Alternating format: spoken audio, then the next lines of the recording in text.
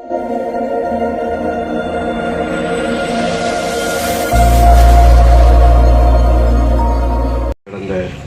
மாதம் ஒரு சிறப்பு முகாம் வந்து அமைத்து அதில் இந்த தூத்துக்குடி நகர பகுதியில் இருக்கக்கூடிய பட்டா மாறுவதற்காக பல்வேறு காலகட்டங்களில் பட்டா வாங்கி அல்லது நிலம் வாங்கி அதை வந்து இன்னமும் மாற்றம் செய்யாமல் இருக்கக்கூடிய குடும்பங்களிடமிருந்து மனுக்களை பெற்று அதையெல்லாம் இணைய வழியில் பதிவு செய்து அந்த இணைய வழியில் பதிவு செய்யப்பட்ட அந்த பட்டாக்கள் எல்லாம் இப்பொழுது அங்கீகரிக்கப்பட்டு தயார் நிலையில் உள்ளன. அவற்றை வழங்குவதற்காக கடந்த 100க்கும் மேற்பட்டவர்களுக்கு அந்த பட்டா வழங்கப்பட்டது. இதிலும் 100க்கும் மேற்பட்ட பட்டாக்கள் வந்து அனுமதிக்கப்பட்டு தற்பொழுது தயார் நிலையில் உள்ளது. இந்த மேனுவலாக பேப்பரில் இருந்துச்சு. அந்த பேப்பரில் இருந்தது சில நேரங்களில் அதனுடைய பேக் ரெக்கார்ட்ஸ் எல்லாம் காணாமல் போகின்ற சூழ்நிலை ஏற்படும். அப்போது அது இப்பொழுது நடைமுறைக்கு இந்த பட்டாவில் வந்து என்னுடைய பெயர் வந்து தனிப்பட்டாகவும் அல்லது கூட்டுப்பட்டாகவும் நீக்கப்பட்டது. இந்த நிலத்தில் அவர்களுக்கான உரிமை வந்து முழுமையாக விளையாட்டப்படும். 2 ஆவணங்கள் முக்கியமானது. ஒன்று வந்து அந்த ஒரு குறிப்பிட்ட பத்திரம் வந்து ஆவணம் முக்கியமானது. எனக்கு அடுத்தது பட்டா.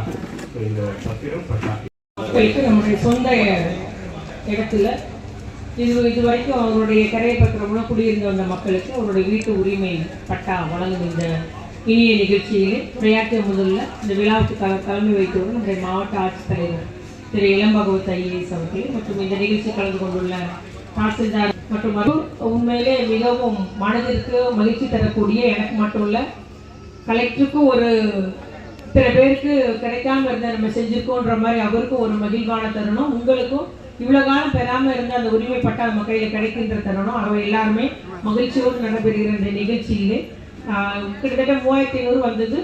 ஒவ்வொரு 7 இணைய வழி அந்த இசேவை மையத்தில் பேசி எல்லா டாக்குமெண்ட்டுமே நம்ம ஆன்லைனில் இணைய ஸ்கேன் பண்ணி இணைய வழியில் ஏற்றி அதுக்கப்புறம் தான் நம்ம கண்டுபிடிக்க முடியுது.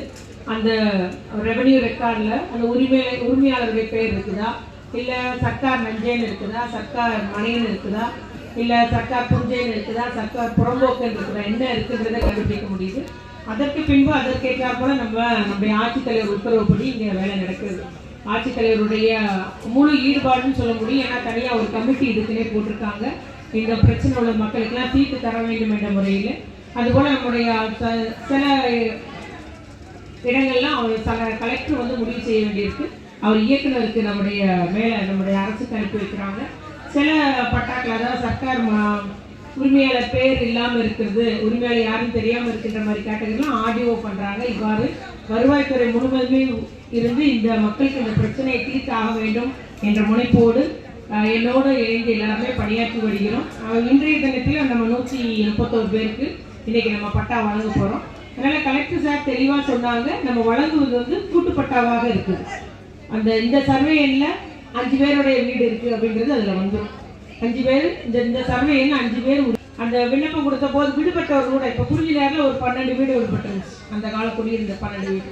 இது மாதிரி டூபுரத்தில் ஒரு 13 வீடு இருக்குது, 17 வீடு இருக்குது. இந்த மாதிரி ஆங்காங்கே விடுபட்டது இருக்குது. புதியதாகவும் அரசு புறம்போக்கு இல்லை நத்தம் புறம்போக்கு இடத்துல குடியிருக்கிறவங்க 5 ஆண்டுகளுக்கு மேலே குடியிருக்கிறவங்களுக்கு பட்டா வழங்க வேண்டும் என்று முதலமைச்சர் அவர்கள் முதலமைச்சர் சிறப்பு உத்தரவு போட்டிருக்காங்க.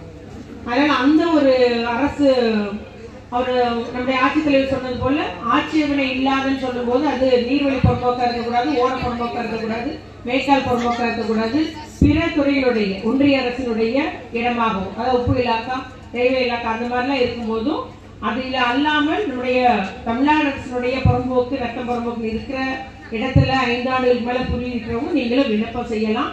அதுபோல் நம்முடைய எப்போனாலும் இந்த சட்டமன்ற உறுப்பினர்களுக்கு எல்லாரும் விண்ணப்பம் வாங்கிட்டு இருக்காங்க. அதனால் இதுவரைக்கும் நாங்கள் விண்ணப்பமே கொடுக்கலன்றவங்களும் இருக்காங்க. ஏன்னா நம்முடைய கலெக்டர் அவர்கள் ஒரு பெரிய ஒரு ரெக்கார்டு வச்சிருக்கிறாங்க.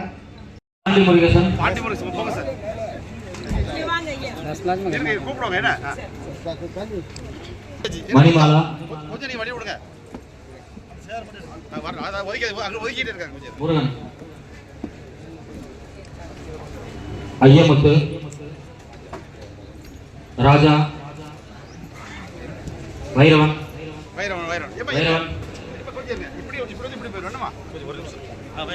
வைரவன், ஞான அருள் செல்வி,